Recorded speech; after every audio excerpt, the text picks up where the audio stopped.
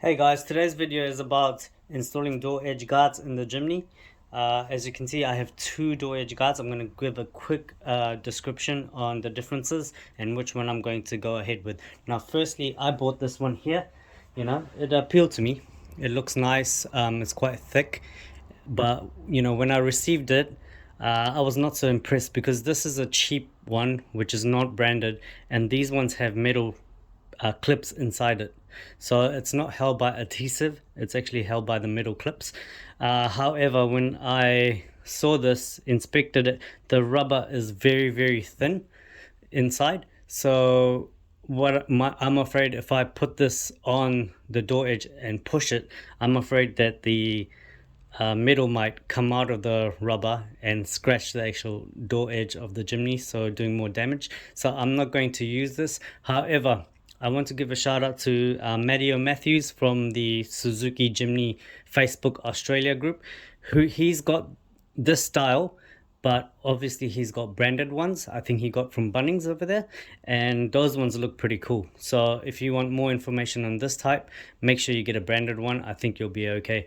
I also don't want to use the metal ones here because it might get corroded. Yeah, so quickly, these are the ones I'm going to go ahead with. Now these are actually branded door edge guards from Airplex. Now this one is and held on by adhesive at the back here, and it's 8mm wide here. So I'm going to go ahead with this.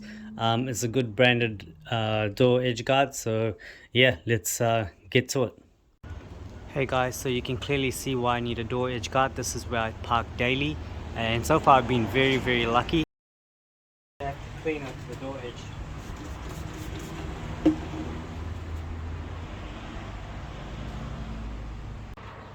I've marked where I want the edge to end so that it's same consistency on the other side as well.